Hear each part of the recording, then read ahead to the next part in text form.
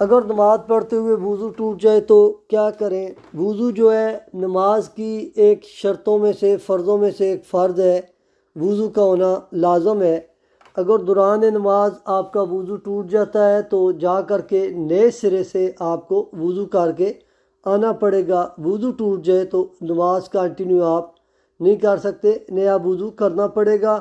اگر آپ جماعت کے ساتھ ہیں آپ نے جا کر کے وضو کر کے آ کر کے امام کو دوبارہ جوائن کرنا ہے، اور جہاں سے امام صاحب جب سلام پھیریں گے جو آپ کی باقی نماز ہے آپ نے اسے کمپلیٹ کرنا ہے۔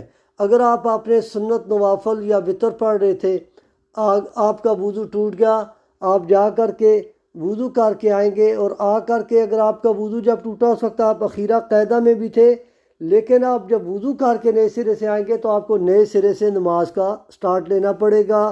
آپ کی تب نماز کمپلیٹ ہوگی جب آپ پوری نماز کو